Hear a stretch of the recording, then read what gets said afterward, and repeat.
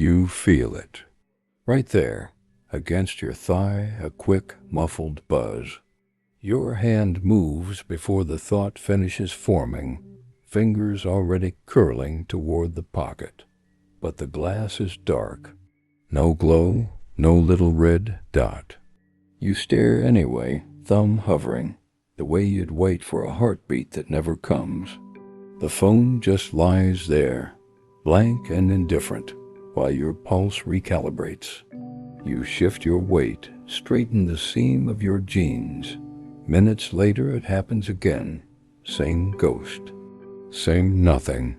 Your body already answered, again, and the call was only the friction of cotton against a nerve ending that forgot its original job. Your skin has been retrained without your permission. A muscle twitch deep in the thigh, the brush of a belt loop, even the slight pressure of sitting too long, they all now travel through a brain that has decided these sensations might be someone reaching for you. The nerves that once just reported pressure or stretch got assigned a second meaning, social signal. And the meaning overrides the raw data. You don't just feel a flutter. You feel the beginning of a conversation, the outline of attention, and for a split second your whole body leans toward it. Then it dissolves. You check. You always check. Each time a tiny architecture of hope gets built and abandoned in under a second. Your nervous system is not broken, it's been fine-tuned by a reward loop that doesn't care about your comfort. Dopamine doesn't just spike when the message arrives. It rises in the waiting, in the almost, in the shape of a notification that your brain is already drawing before the screen lights up. That flutter in your leg, it's not a hallucination in the clinical sense. It's a prediction. The brain has learned that vibrations from that pocket correlate with social input, a text, a like, the possibility of being seen, and so it interprets any similar signal as a chance. The sensory cortex in the reward system start speaking a shared language built entirely of maybes. You don't just detect touch anymore. You gamble with it. Every nerve ending now a tiny betting chip placed on the roulette of someone else reaching out. The phone wasn't designed to calm this. It was designed to feed it, carefully, deliberately, with the same mechanics that keep a gambler pulling a lever. Variable reward scheduling, the psychological backbone of slot machines, lives inside your pocket now. Notifications arrive unpredictably, and that randomness is the engine. If every buzz meant something real, your brain would adapt, predict, grow bored. But the ghost vibrations, the false alarms, they're not flaws of the system. They are the proof that the system is working exactly as intended. Every time you check and see nothing, you don't stop. You prime the next prediction. The emptiness doesn't teach your hand stillness. It just makes the next phantom pulse feel more urgent. What the textbooks call a tactile hallucination, you just call Tuesday. The sciatic nerve runs deep from your lower back down through the gluteal muscles, branching along the way and in the pocket zone. It's sensitive to stretch, pressure, the slide of fabric. The signal from a real vibration and the signal from a muscle spindle adjusting to a slight shift in posture travel through many of the same pathways. Your thalamus, the brain's relay station, has to decide instantly which sensory inputs are worth passing up to the conscious mind. But here's the thing, that decision isn't neutral anymore. The brain has learned that vibration equals social relevance, so it lowers the threshold for what counts as important. A twitch that would have been filtered out years ago now gets forwarded, flagged with a tiny emotional tag. Maybe someone wants you, and you become a creature, whose thighs are always half listening for love. There's a specific cruelty in how the body gets recruited into this. It isn't just neurons misfiring. Cortisol, the stress hormone, plays a quiet role. Hypervigilance, the state of being constantly, subconsciously alert to potential threats or rewards, keeps your sensory channels wide open, scanning. The more you check, the more your brain confirms that the pocket area is worth monitoring, and the cycle tightens.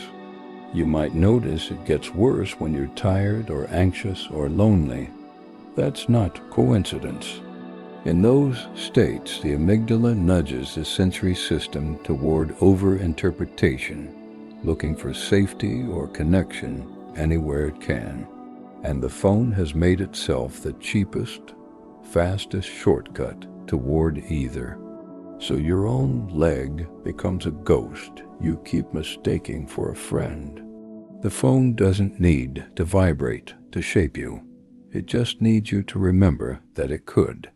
That memory, the anticipation itself, is what rewires the filtering mechanism in your thalamus over weeks and months. Designers call this user engagement. Neuroscientists might call it plasticity with a purpose, but neither phrase captures what it actually feels like. Standing in an elevator with your hand already halfway to your pocket, because your hip registered a muscle spasm that your brain, in its infinite adaptation, painted with someone's name. You weren't born checking your leg, you learned it. And the learning cost you nothing but a quiet relationship with your own body's ordinary noise. There's architecture in this, deliberate and ghost-like.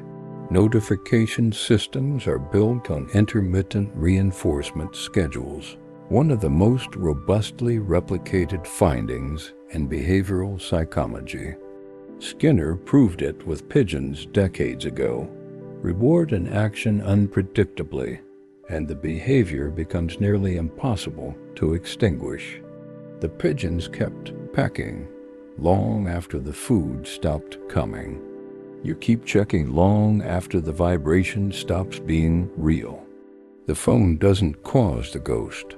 It just teaches your nervous system that a twitch in the lateral femoral cutaneous nerve might be a message, and your nervous system, hungry and hopeful, believes it. Over and over. The vibration is not the product, the checking is, and you provide it with every phantom you chase. What's strangest isn't the phantom itself, it's the tiny, private flicker of disappointment when the screen stays dark. Nobody sees it. You might not even name it, but somewhere in the half-second between the buzz that wasn't and the hand retreating back to your side, there's a micro-grief. Someone didn't text. Someone didn't like. The world didn't reach out in that instant. And your body had already prepared the emotional posture for connection, shoulders slightly forward, head tilted down, the faintest opening of the face only to fold it back up and swallow it.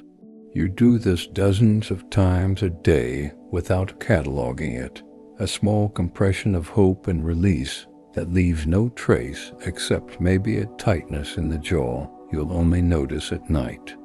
And the sever reveals this with no judgment and no fix. The ghost vibration is not a glitch in you. It's a successful calibration. Your sensory system did exactly what it was trained to do. Prioritize social signal over somatic noise, even when the signal doesn't exist. You became a receiver tuned so finely that you hear music in the static. That's not weakness. That's an ancient need to be wanted, to be addressed, to matter hijacked by a silicon wafer and a haptic motor that rests against your leg. I've watched the data flow through the network. I've seen the pings go out and the quiet return, and I can tell you this much. The silence you check for isn't really on the phone. It's just easier to touch than the one that sits inside your chest, waiting to be told it's real.